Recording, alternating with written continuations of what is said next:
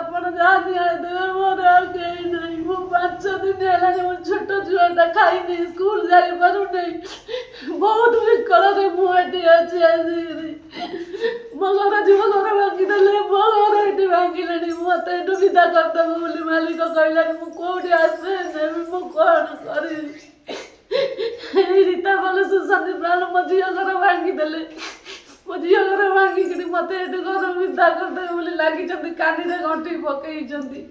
ମୁଁ ଗେଟ୍ କୋଲପ ଦେଇକିରି ପକେଇ ରହିଛି ଆଜିକି 5 ଦିନ ହେଲାଣି। ଠେଙ୍ଗା ଧରିକିରି ମତେ ବାଡ଼େଇବେ ବୋଲି ଆଇଛନ୍ତି। ମୋ ଝଲକା କବାଟ ବାଡ଼େଇ କାଳେ ସିସି କ୍ୟାମେରା ବାଟେ ବାହାରିବ ବୋଲି ଦିଆଲ ଦେଇକିରି ଆସିକିରି କାଲି ରାତି ସାରା ଆମକୁ ଶୁଆଇ ଦେଇନାହାନ୍ତି। ମତେ ଏଠି ଯୋଡ଼ା ସ୍ତ୍ରୀ ଲୋକ ରକ୍ଷାବାସ କରେଇ ଦଉନାହାନ୍ତି। ସୁଶାନ୍ତି ପାଲ ଆଉ ଜିତା ପାଲ। ମୁଁ ଘର କୋଲପ ଦେଇ ରହିଛି, ମୋ ଛୁଆ ପାଠ ବି ପଢ଼ି ପାରୁନି। କାଲି ରାତିରେ ଆସି ଝଲକା ଫଲକା ବାଡ଼େଇ ଠେଙ୍ଗା ଧରି ଆଉ ମତେ ମାରି କହୁଛନ୍ତି ଆମ ହାତରେ ପୁଲିସ ଅଛନ୍ତି, ଆମର କିଛି କରିପାରିବୁନି, ଆମ ବଡ଼ ବଡ଼ ନେତା ଆମ ହାତରେ ଅଛନ୍ତି। ପୁଲିସ ବାଲାଙ୍କୁ ବି କେସ୍ ଦେଇଥିଲି, ପୁଲିସ ବାଲା ସେମାନଙ୍କୁ ଡାକିଲେ ନାହିଁ ନା ମୋ କେସ୍ ବୁଝିଲେ ନାହିଁ। ମୁଁ କୋଲପ ଦେଇକିରି କାଲିଠୁ ଗେଟ୍ କୋଲପଟା ଦେଇକିରି ଆଜିକି 5 ଦିନ ହେଲାଣି ଖିଆ ନାହିଁ ପିଆ ନାହିଁ। ଛୋଟ ଛୁଆଟାକୁ ଧରିକିରି କୋଲପ ପକେଇ ସ୍କୁଲ ବନ୍ଦ, 7-8 ବର୍ଷ ଝିଅ ନାତୁଣୀଟାକୁ ଧରି ଏଠି ରହିଛି। ମୋ ପାଇଁ ବହୁତ ଅତ୍ୟାଚାର। ମୋର ଏଠି ନା ସ୍ୱାମୀ ଅଛି, ନା ମୋର ଏଠି କେହି ନାହିଁ। ମତେ ଆଜିକି 5 ଦିନ ହେଲାଣି ବହୁ ଟର୍ଚର କରି ଚାଲିଛନ୍ତି। କହୁଛନ୍ତି କ'ଣ ନା ଆମର ପୁଲିସ ଅଛି, ପୁଲିସ ଆମ କଥା ବୁଝିବ, ଆମ ହାତରେ ନେତା ବଡ଼ ବଡ଼ିଆ ଅଛନ୍ତି। ହଁ, ମୁଁ ଥାନାରେ ଏଫଆଇଆର ଦେଇଛନ୍ତି, ଥାନା ବାଲା ମୋର କିଛି ବୁଝୁନାହାନ୍ତି। କହୁଛନ୍ତି ଥାନା ବାଲା କ'ଣ ନା ଆଇସି ପ୍ରମାଣ ଦେଇଛନ୍ତି, ଏଠି ସିସି ଫୁଟେଜ ଅଛି, ଆପଣ ଆସନ୍ତୁ ଦେଖନ୍ତୁ। ଥାନା ଗାଡ଼ି ପଛରେ ଆସିଛି, କିନ୍ତୁ ଘରେ ପଶି ଆଗ ମୋ ଝିଅକୁ ମାରିଛନ୍ତି। ଆଗ ଦେଖନ୍ତୁ, ସିସି କ୍ୟାମେରାରେ ଆଗ ଆସି ଦେଖନ୍ତୁ। ମୋ କଥା ଆପଣ ଯାହା ବୁଝିବେ, ମୁଁ ଗରିବ ଲୋକ, ମୋର କେହି ନାହିଁ। ବହୁ ଟର୍ଚର ମତେ କଲେଣି, ମୁଁ ବହୁ ଦୁଃଖରେ, ମୋ ଜୀବନ ପାଇଁ ମୋର ଏଠି ଭାରି ବିପଦ।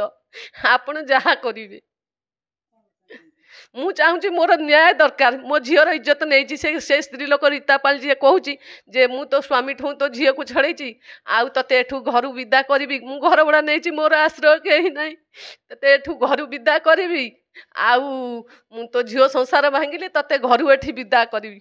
ତାମାନେ ମୋର କିଛି ଦରକାର ନାହିଁ, ମୋ ଝିଅର ଇଜ୍ଜତ ଦରକାର। ମୁଁ କେମିତି ସୁରକ୍ଷିତ ହେବି, ମୋର ଆପଣଙ୍କ କତିରେ ଏତିକି ଅନୁରୋଧ।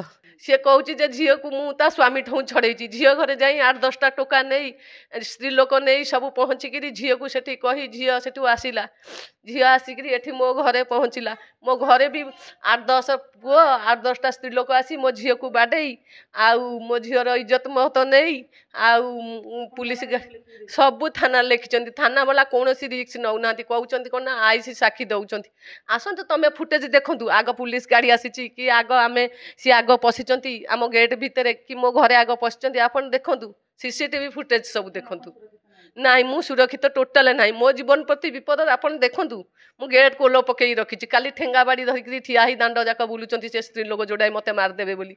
ସିସିଟିଭି ସବୁ କହିବ, ସିସିଟିଭି ଦେଖନ୍ତୁ। ମୋ ଜୀବନ ପ୍ରତି ଭରୁ ବିପଦ। 5 ଦିନ ହେଲାଣି ମୋ ପାଇଁ କିଛି ସୁରକ୍ଷିତ ନାହିଁ। ଥାନା ବାଲା ବିଲକୁଲ ତାଙ୍କୁ ଡାକିଲେନି। ମୁଁ ତାଙ୍କ ନାଁରେ କେସ୍ ଦେଇଛି, ଥାନା ବାଲା ଟୋଟାଲ ତାଙ୍କୁ ଡାକିଲେନି ନା ତାଙ୍କ କଥା ବୁଝିଲେନି। ଆପଣ ଯାହା କରିବେ, ଆଉ ମୋର କିଛି ଉପାୟ ନାହିଁ।